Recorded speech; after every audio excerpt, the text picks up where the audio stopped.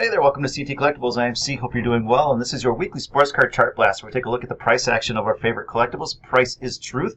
This is for entertainment purposes only, all right? I understand that we're using potentially flawed data in some of these charts. I get it. I respect the people that have done the research on this and really looked under the hood, but at the same time, it's what we have, and we're just having some fun here. So with that said, let's get into it, look at some of the major indices, and then some of the risers and fallers in the major sports, or if they're just relevant or not.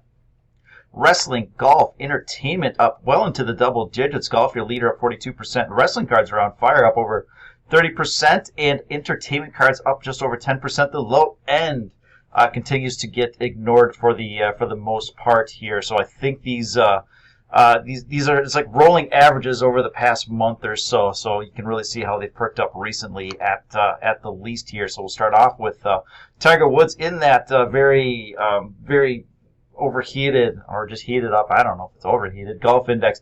And really he's just coming off of a low level here. You had this one off and then a couple of sales ripping him to the outside of the zone here. So it wouldn't surprise me to see a pullback into this buying cluster here. So again, who knows, maybe people are cool with buying it because it's not the most expensive card in the world, but a lot of the heavy lifting in that index was done by this card just getting a monster move here. So someone got lucky, and then that's how it goes sometimes here. All right, wrestling, Brock Lesnar, former Golden Gopher Brock Lesnar, with a upwards compression and breaking out of the range on a single sale. So what you're looking for is some sort of pullback to here.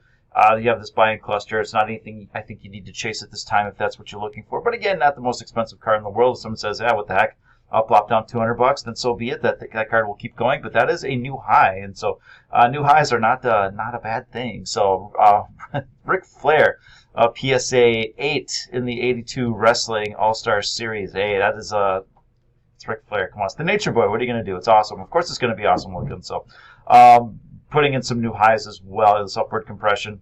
Buyers kept coming in quicker and quicker, and now you're just pushing out of the range. Again, very, very low bottom, so tough to say what happens next. But, it is what it is. We're just having some fun working with what we have here. Hulk Hogan.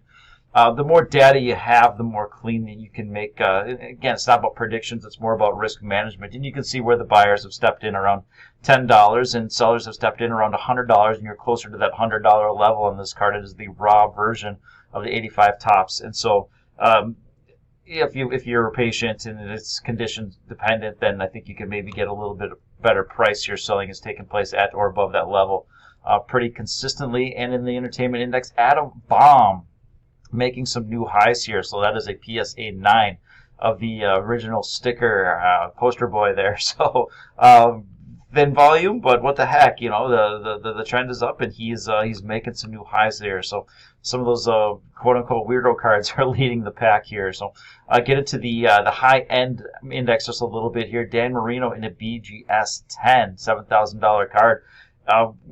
It was a one-off, so that high hit. It hit what was that, $20,000, and more than cut in half. But just one person is left holding the bag on that one. Perhaps we see some buying step in here. If you are buying that card, that $6,000 level is your line in the sand. Someday, potentially, it becomes a $2,000 card again. As that's where most of the buyers sit. But for the time being, if it's a card you need to have now, then manage your risk appropriately. Tom Brady, 2000 Upper Deck Black Diamond with a nice rip here, bringing it up near its all-time highs. So currently sitting at 10,000, 12,000 was its previous high rate here on a spike, and so really only one person has ever paid more for this card. So do you want to join that group?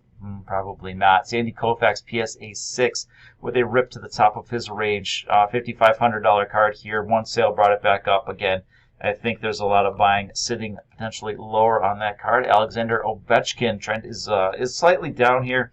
We were hoping for a hold above this area. It might be just a little bit lower. I think if we drew the line more at that $6,000 area, or let's see, currently, yeah, then that's probably closer to your line in the sand on that one. So there's a monster pop to the top of the range.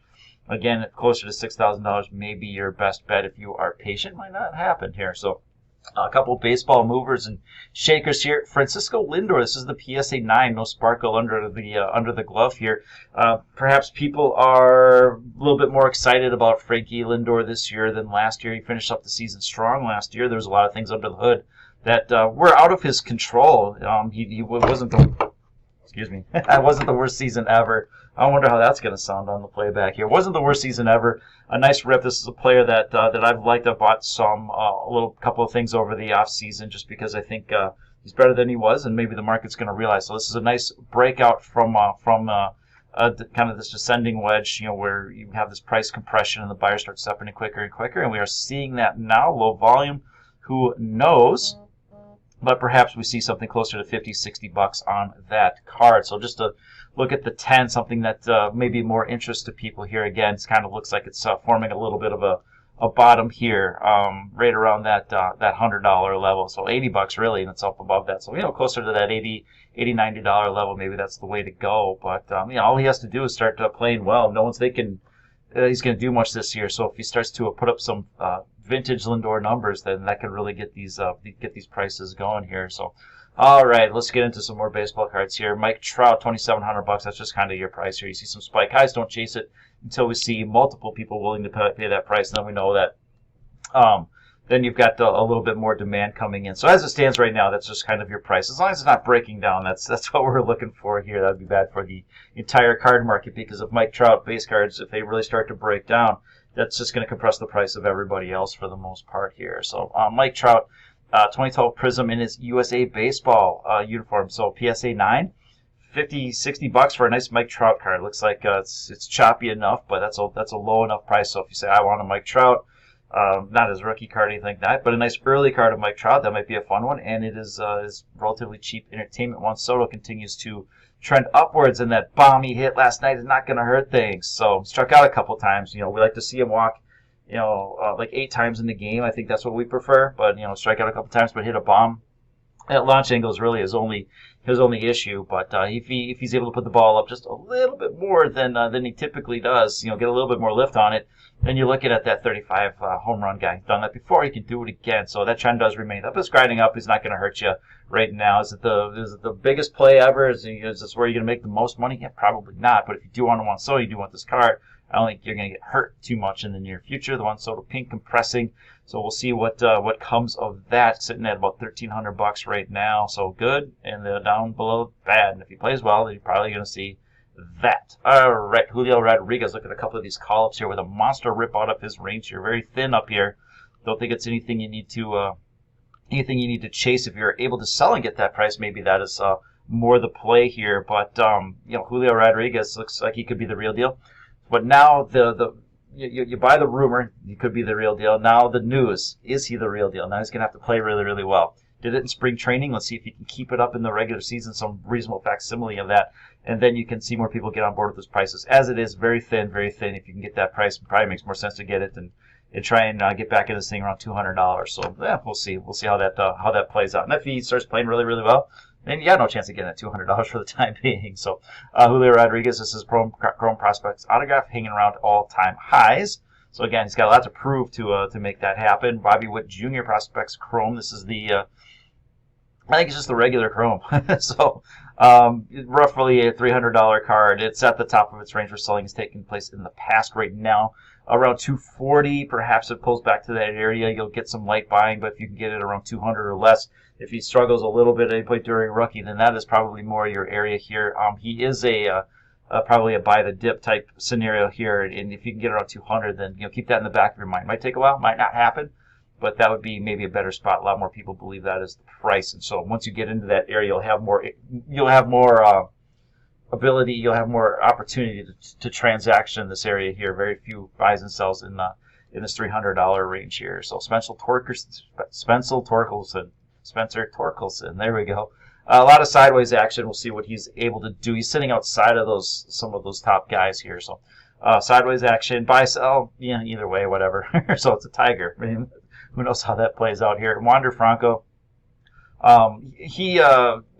whatever, he's going to be lumped in with those 2019 rookies, and his rookie card is this year, even though he's got a year under his belt and he looks amazing. So it's the atomic refractor. It's the one that I like, and at that price I won't get, but upwards wedge, testing the bottom edge of that, so either a great place to buy or a last chance to sell. So there are purchases in this area. Seems all right, but if it falls down to that $900, is that $900 area, then for now that may be more of your your chance to buy. All right, Jacob deGrom, he hurt himself, and he's going to be out for a little while here. So it depends on the length of his injury. I mean, even if the guy, if he misses a couple of months, he gets 20 starts. I mean, that's going to be pretty relevant. He's going to be pretty awesome. If he is a guy that's hurt and they don't bring him back until the fall, then that should have a bigger effect on his cards here. So looked at him, was it a week or two ago? Said the market's trying to make up their mind on what to do, and the mind is made up. They're selling them. So we'll see if that's a one-off. If that is the play here. So right now, $240. This was upwards of $300 last week. So continues to slide lower, and you might be, I mean, gosh, could this get down to like $150? We shall see. The card that I was looking at more was the PSA 9. If you want to manage your risk, spend a little bit less money. That was a $100 card. Still sitting at $100. Maybe no sales have come in, so we'll see what the blowback is on that one. But if it gets down to that $50 area, then I'm a buyer. So I'm just going to kind of wait and see. So I don't like spending too much money on pitchers, and that wouldn't be the worst thing in the world here. So future soon-to-be Cy Young Award winner Walker Buehler, that pink PSA 10, $75 currently, and it's a nice bounce off of potential support here if he has the season I think he's going to have. Then there's a lot of upside to that particular card. Football, Tom Brady, BGS 9. Was at $8,000, so off of support, getting a nice bounce off of here. So your risk is easily managed. If this is a card you have to have, buy it in this area, and if it breaks below this, then that card's getting cut in half maybe. So Patrick Mahomes, Prism Silver, trend remains down, but we are looking at this previous reference point. It is respecting it and getting a nice bounce. So while the trend is down, it is starting to find some support and something to trade against if that's what you are interested in. Pat Mahomes, the Prism Silver, bottom of its range, so there is buying in this area here historically. So if there's enough market memory, then perhaps this is where you can get a few purchases coming in. We'll see. But below this, again, that card gets into well, it's already 4 digits, but perhaps it can get a little bit lower here. So risk reward sets up tentatively favorably. It's not anything I think I would touch. I'd be more interested to see a few purchases and then follow that lead if that's a card you're looking for. And Christian McCaffrey, carving out a nice base here, so I'm making a run up towards this area of resistance. $100, so you're really close to that. But any pullbacks may be worth a purchase on this one here. It seems like it's the sellers have been flushed out, and people may be more interested in buying at this point. And then we got one more quarterback we want to look at. And there's a lot of things that go into determining a quarterback and their value and their potential. QB rating is one way to do a completion percentage. What's your yards thrown, touchdowns, completion percentage. Then you can start to get kind of clever and start looking at some of the next-gen stats like average yards per attempt and really get a feel under the hood for what these guys are going to do. But there's one metric that we haven't really considered before, and I think it's important that we start factoring it in, and that is UFO sightings. And so Baker Mayfield claims he saw a UFO a couple of years ago, and it kind of coincides with his really crappy play. He started out really well, right, for the first year, and then he saw a UFO, and then all of a sudden the wheels fell off, and he was no good anymore. So I think we've got it's pretty likely that we've got a Space Jam Last Starfighter type scenario where he saw aliens, they actually abducted him, and he went to an intergalactic competition. He had to play quarterback for them to try and save the universe. And in the meantime, the clone they left behind didn't do very well for him. You can see his card, below 400 is, we didn't like him. And so now you're sitting sub $100 on Baker Mayfield. Now, when he comes back to Earth, they're going to bring him back, and they're going to sneak him in. It's like, okay, this is a great time to do it. Trade him to another team or something, and then they can have all the excuses they need, like, you just needed a change of scenery or something like that. And so I think with Baker Mayfield, you're at a point where maybe you want to consider looking very hard at him when it's gotten down to this area, $80 or something. People have stepped in, and so probably the aliens that live among us, they're buying Baker Mayfields or whatever. They know what's going on here. But again, I think when you're looking at these guys, have they been abducted or not? That's going to be really important, I think, going forward. But that looks at least interesting enough. So, all right, basketball. LeBron James, who did chronicle his foray into galactic sports dominance or whatever. And, it wasn't as good as the original Space Jam, and he's not as good as Michael Jordan, so I don't want to hear that anymore. I mean, Michael Jordan didn't have to put together a dream team, and he still won more games with the Wizards than LeBron did with his boys in LA this year. They got bounced, so you have basketball people that a lot of people don't like LeBron James, and people that spent $50,000 on his card, they don't like him either. So that trend remains down. It is compressing, probably breaks out at some point here, but it's still on a very slight sales signal. So a lot of volume, but it's just a grind lower, and it continues to grind lower. All right, Chris Paul, Phoenix Suns. They're a good team, and he's a good player for that team here. So sitting at support, if you're looking for a Chris Paul, then your risk reward sets up fairly favorably. Tyler Hero. The Heat, what are they, number 2 seed or something like that? He just put up 30 in a loss against my T-Wolves here. Longer term trend, we're seeing a breakout here. So see if we can get a few more sales here. But you've got upside to $100 sitting around $60 right now. So Tyler Hero might be a play as they head into the playoffs, and maybe he's starting to play really well at the proper time here. Karl Anthony Towns of those T-Wolves as well. Downtrend broken. And what you want to see out of these things, this is why we talk about fake breaks. When you see one sale up here and that comes right back in, we don't want to see that. We want to see sustained buying and then a retest of that downtrend. We are seeing that right now. So you're at support around $165 or something like that. So there's you've got your above that good, below that bad, and you're now below that.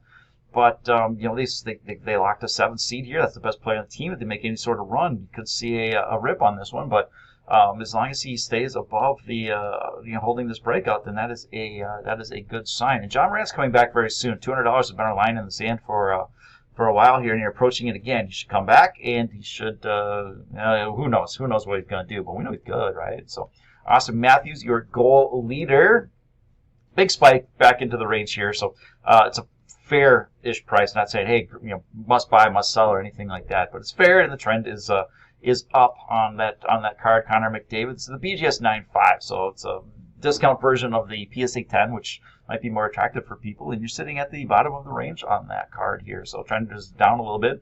Anytime you sneak below it, it's quick, and a lot of people have been willing to buy in the recent past. So we'll see if that remains the case. All right, and Jack Hughes Young Guns in a PSA 10 with quick hits here. So you get up to like $400. It's a quick sale, and you get down to like $300. It's a quick purchase. So you're kind of in the middle of the range. A little bit of no man's land here, so not much to be done on that one, but at least you're not getting killed on it by any stretch here. So that downtrend was broken, and now you're just kind of consolidating sideways, and it's choppy and everything like that. But right now, unless it's a one-off, that's just kind of the price. And Martin Brodeur will wrap it up with one of the all-time greats, sitting at a pretty decent level of support. This is his 1990 score Canadian PSA 10, and so gets down to this level here, $160-ish or whatever. It has been a buy in the past. Below that, change your mind. But for now, this has been a decent spot here with upside to, I don't know, what is that, $400 or something like that. So hey, I don't know, sets up interestingly enough. So that's what I got for you. Have a great weekend. Thanks for watching, and we'll talk to you later. Bye.